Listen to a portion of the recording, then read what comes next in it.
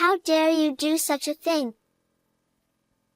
My usually quiet 5-year-old daughter shouted this with wide eyes. And it happened in the hospital room of my unconscious mother-in-law. My normally calm daughter looked like a completely different person, with a resolute expression that took my breath away. "What are you talking about?" I asked. Then, there was someone who started trembling at the next words my daughter said. At that moment, a terrifying suspicion arose within me. However, the truth was far beyond anything I could have imagined. Please listen to my tumultuous experience. I am Michelle. At 26, I married my husband David, who was my boss at work, and moved into his family home.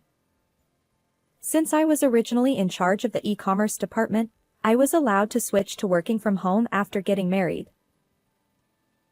Although I was worried about living with my in-laws, my mother-in-law was kind, and we got along well. However, my father-in-law was a quiet and unfriendly person.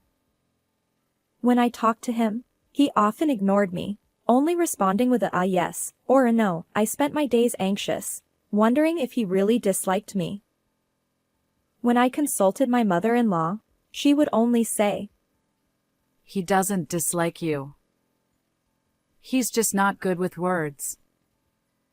I'm sorry." Since my parents lived far away, I relied on my husband and in-laws, but I tried to avoid my difficult father-in-law as much as possible.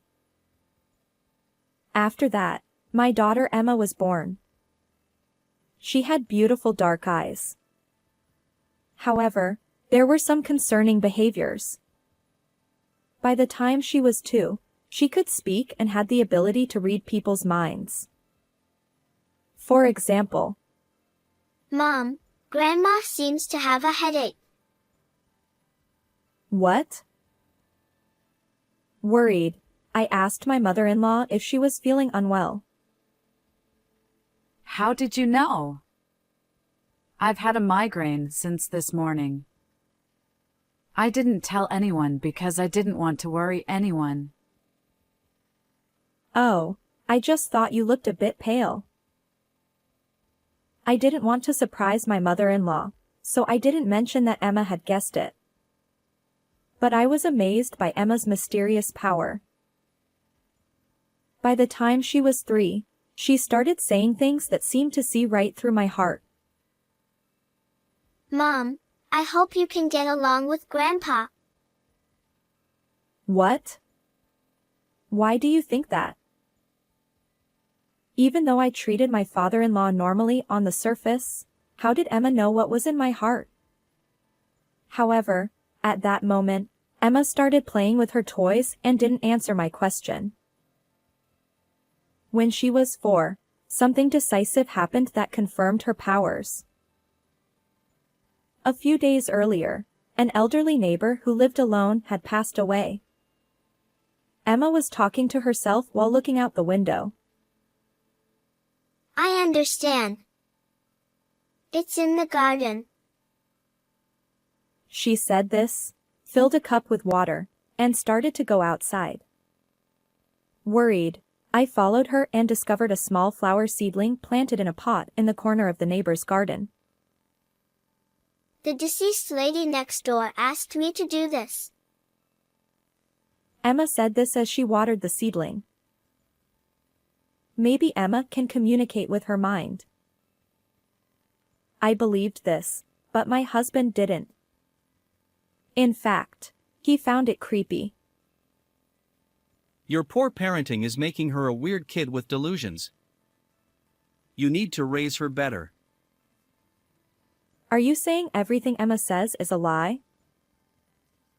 Of course. If she says something like that in front of me, I'll scold her. I was shocked by my husband's unusually harsh words.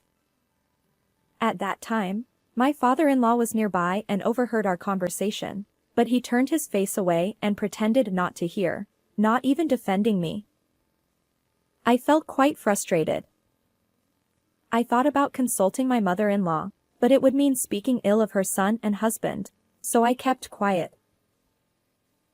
One night, I heard loud voices arguing from my in-laws' room. Why would you say such a thing? Enough already. I couldn't make out the details, but it seemed like my husband and in-laws were arguing. I was worried about the three of them but couldn't intervene.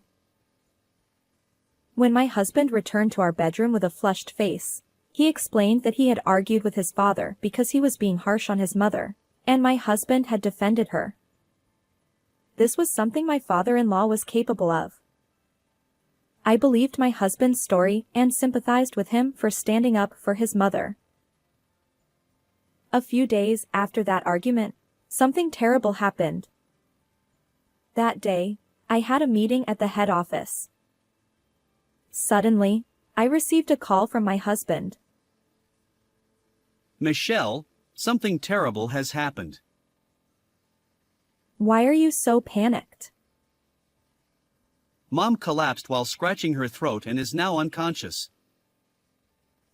What? When I heard that my mother-in-law had been rushed to the hospital, I hurried there, only to find her lying unconscious in bed. My father-in-law and husband, both pale-faced, were by her side. What happened? I asked my husband. It was an accident. Mom. He said, but he was too shocked to explain clearly. The doctor said that she might have eaten something harmful and they were running tests, but nothing was clear yet. Hearing that it might be food-related, I remembered something and consulted the doctor. The doctor said they would look into it, but warned that if she didn't regain consciousness, her life couldn't be guaranteed, and we should prepare for the worst. I was stunned. Despite my mother-in-law always being kind and supportive, there was nothing I could do for her in this critical moment. The next day, I hadn't told Emma about her grandmother's hospitalization, thinking it would be too shocking for her. However, Emma suddenly said, Grandma is calling me. So, my husband and I decided to take her to visit. When we entered the hospital room, Emma ran to her grandmother's bed and held her hand. Then Emma started trembling, turned around with wide eyes, furrowed her brows, and with a fierce expression, she said, Emma? What's wrong? Stay away. How dare you make me eat this? I'll be killed by this. My usually quiet daughter spoke with a resolute attitude and a loud voice, as if she were a completely different person. It was as if someone had possessed her. I gasped and hugged her. Emma, what are you saying? But behind me, someone was trembling, eyes wide open and face red. It was my father-in-law. Seeing him, a terrifying suspicion arose within me. At first, I didn't understand, but if what Emma said were my mother-in-law's words, it made sense. Maybe my father-in-law tried to end my mother-in-law's life. If that's the case, I need to separate him from her. I tried to seek help from my husband, but when I looked at him, he was also pale and trembling. Moreover, he pointed at Emma and shouted. Who is she? He screamed, horrified, and left the room. I was confused. Then, Emma continued speaking. Mitch, you know. I was shocked by what she said. The only person who calls me by the nickname Mitchie is my mother-in-law. And the content of what she said was unbelievable. But I learned the truth and vowed to take revenge on the person who had wronged my kind mother-in-law. Michelle, what is going on? My father-in-law demanded, closing in on me. Just then, the police, who had been notified by the hospital, arrived and took my father-in-law away for questioning. Please wait. I'll get to the bottom of this. I decided to return home to uncover the truth. However, I didn't want to put Emma in danger, so I left her with a close mom friend. When I got home, I found my husband packing. Where are you going? I asked. He didn't answer and continued packing frantically. You don't need to run away, do you? Your dad has been taken by the police. And your mom's life is in danger. What? Really? David was momentarily surprised, but then I noticed a slight smirk on his face. He turned to me with a serious expression. So, it was Dad who tried to take Mom's life. Actually, it was Dad who prepared the meal for Mom when she was bedridden with a headache. I'm sure he put poison in it. I understood why my father-in-law had started trembling. He must have realized that the food he prepared was the cause and was terrified. I see. But maybe it wasn't poison, perhaps it was something in the food that triggered her allergy? David's face twitched for a moment. I'll have the hospital check it out. Don't do anything unnecessary? He muttered. According to Emma, my mother-in-law had eaten the food prepared by my father-in-law and had an allergic reaction, making it hard for her to breathe. My mother-in-law had a rare allergy to a specific protein in crabs. Since crab wasn't a common part of our daily meals, it usually wasn't an issue, but if she accidentally ate it, she would experience severe symptoms like nausea and difficulty breathing. Only my father-in-law, David, and I knew about this. I informed the doctor about this to help with the treatment, but I kept it a secret from my husband. It must have been Dad. He probably did it for Mom's inheritance. David exclaimed. My mother-in-law was the only daughter of a wealthy family, and my father-in-law had no rights to the inheritance. I spoke to my husband with a big smile. I see.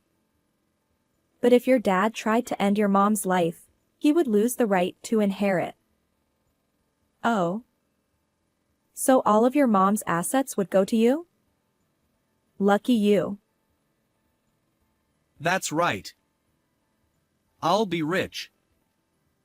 This will clear all my debts. I'll make sure you and Emma live a luxurious life. Great.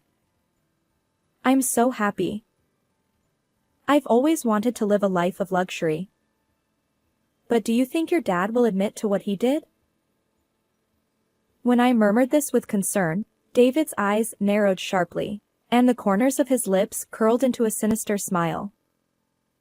It was as if he was enjoying the next move. That's why you need to testify, Michelle. Say that Dad put crab in the food. I see. So I just need to lie. Exactly. You're quick to understand. That way, Dad will lose his right to the inheritance, and he'll end up behind bars. I pretended to go along with my husband's plan. He smiled, satisfied, thinking he had me on his side. But I was getting closer to the truth. But your mother might survive with the hospital's treatment. You thought you'd become rich, but if she lives, it won't happen. Don't worry. I'll secretly put this in her mouth at the hospital. David showed me a bottle of powder. Is that crab powder? Exactly. I put this in the food too. Let's get rich together. I knew from Emma's story that my husband had tried to harm my mother-in-law, but I had no proof. Hearing his evil plan clearly made me feel ashamed. Why would you go that far? You would eventually inherit her estate anyway. Because she wouldn't listen to me. I asked her to help pay off my debts, but she told me to solve it myself. Parents are supposed to help their children. Believing I was on his side, my husband started talking about what he had done. According to him, the argument between the three of them was about my husband demanding the inheritance from my mother-in-law, and my father-in-law defending her. David had embezzled company funds and fallen victim to an investment scam. Desperate to fix the situation, he planned to use his mother's assets. However, my mother-in-law refused, thinking it wouldn't help him in the long run, leading to the argument. I see. Now I understand everything. I have your confession, so I'm going to report you to the police. What? What are you talking about, Michelle? This is our chance to get rich. I told David that I had recorded our conversation. In fact, I had only been playing along to get his confession. I coldly told him, I don't need money. I can't betray my kind mother-in-law. And honestly, I've lost all respect for you. You tricked me. In that case, I'll make sure you can't talk either. David said, furrowing his brows deeply, narrowing his eyes, and giving me a cold smile as he tried to attack me. I shouted at him. Stay away. This conversation is connected to a friend. What? No way. I need to get out of here. David hurriedly grabbed the packed bags and tried to flee. Actually, when I left Emma with my mom friend, I had explained the situation and asked for her help. I had kept my phone connected during the conversation with David. Then, I heard the sound of police sirens, alerted by my friend. No way. David let out a pathetic cry as he tried to escape through the back door, but he tripped and fell face-first onto the floor. He hit his face hard, causing his nose to turn red and bleed. He clung to me, looking pitiful with snot, tears, and drool all over his face. Michelle, please, help me. Tell the police that the culprit is Dad. David's appearance was miserable. I have no intention of helping you. Reflect on your actions behind bars. No. David was taken away, crying loudly. Serves you right, I said, watching him with contempt. After that, David was found guilty. He was sentenced to many years in prison for embezzling company funds and attempting to end my mother-in-law's life. He also lost his right to inherit my mother-in-law's estate as a disqualified heir. With compensation to the company and debts to pay, a difficult life awaited David even after his release. Of course, I divorced him and demanded $20,000 in alimony and $150,000 in child support. I am now living with my in-laws and Emma, the four of us together. Although my mother-in-law has some physical limitations, she is recovering. Seeing my father-in-law diligently take care of her, I realized that he is truly a kind person, just not good with words. As my daughter grows, her mysterious powers seem to be fading. We are living peaceful and happy days. My in-laws encourage me to remarry since I am still young, but I have no such intention at the moment. I am happy just seeing my daughter smile. How did you like this story? Please don't forget to subscribe to the channel. See you in the next video.